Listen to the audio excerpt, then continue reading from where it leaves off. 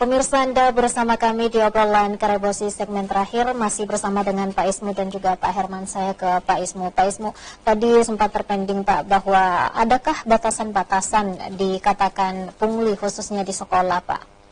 Ya, secara umum mungkin pungli artinya semua yang tidak ada dasarnya, tidak ada aturannya, distorsi dan sebagian besar biasanya untuk kepentingan pribadi atau kelompok. Bahkan untuk sekolah pun kalau itu tidak ada aturan yang jelas dan lain-lain.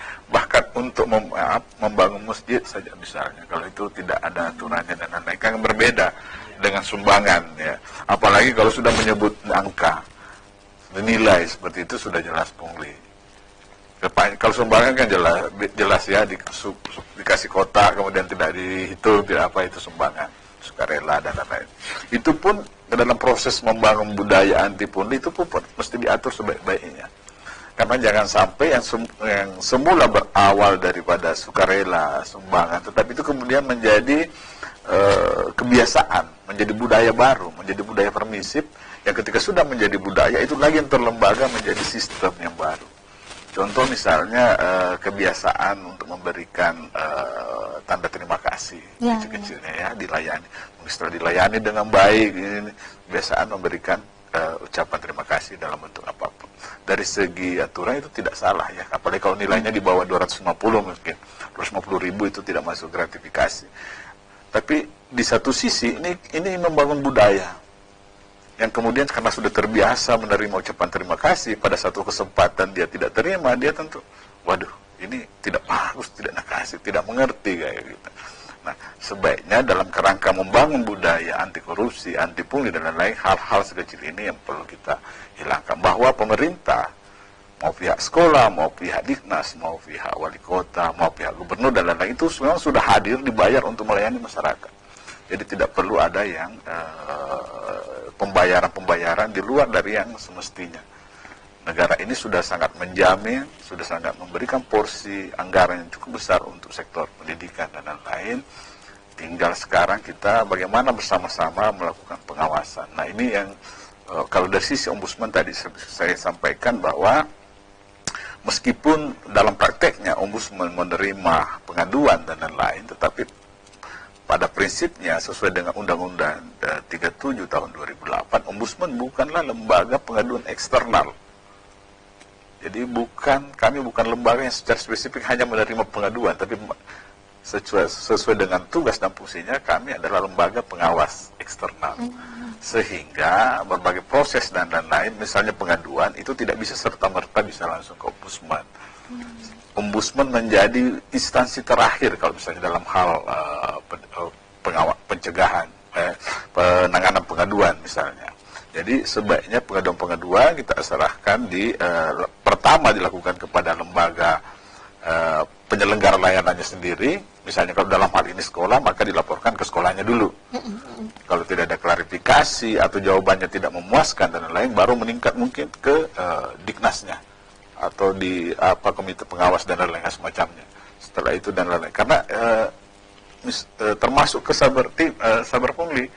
Jadi kalau memang ada dugaan-dugaan pungli itu dilaporkan ke saber pungli boleh, karena itu memang tugasnya di situ.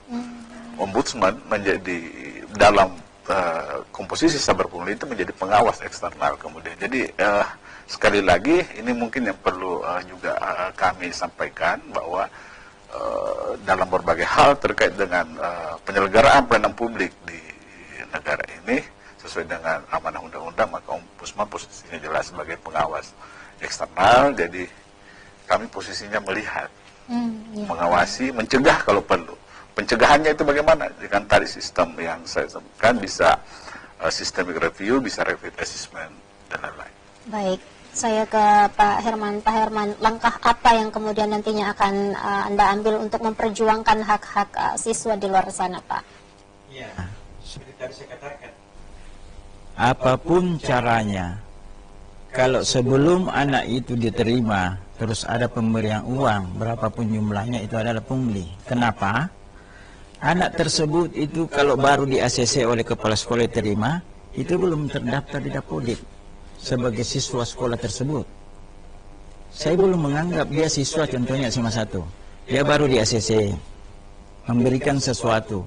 itu belum siswa SMA 1. Nanti diinput oleh Dapodik, bagian Dapodik, operator, baru dia tembus ke Dinas Pendidikan, tembus ke Kementerian Dikti, barulah dia itu resmi menjadi siswa SMA Negeri 1.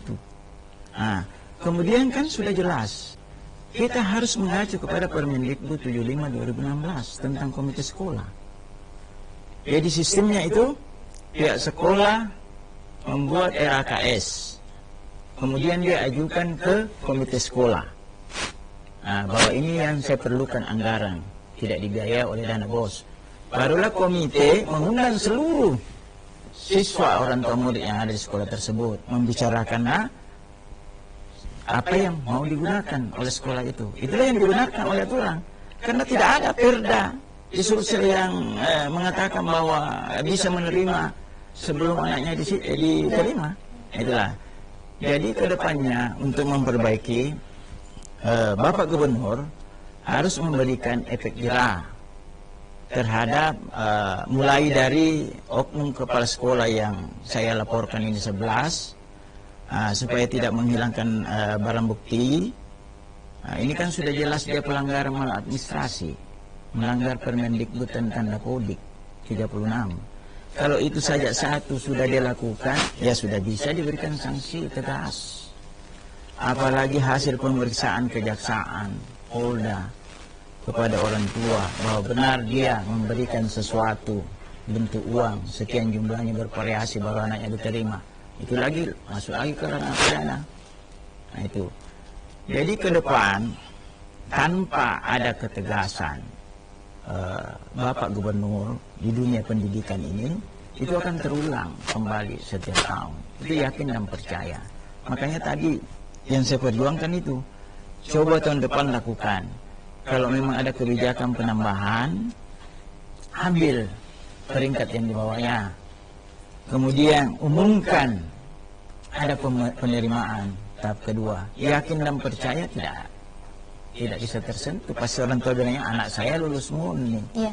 Kok kenapa mau bayar? Nah, masuk di sistem. Itulah kita pencegahan. Baik, karena kita sudah di segmen terakhir, Pak Irmu, silahkan harapan dan closing statement Anda. Oke, baik.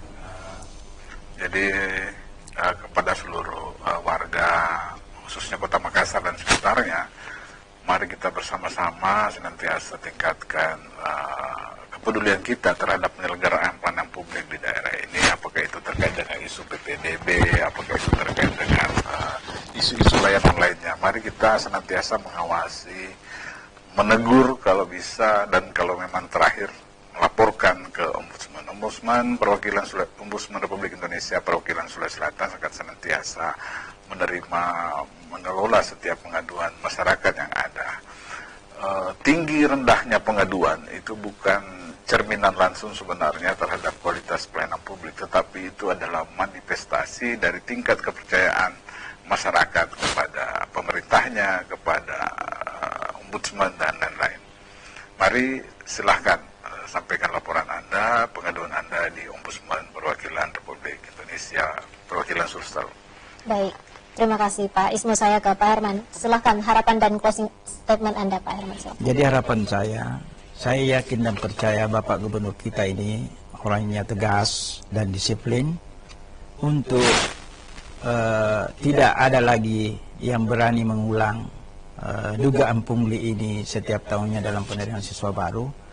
Harus tegas, berani mencopot 11 oknum kepala sekolah yang saya lapor ini.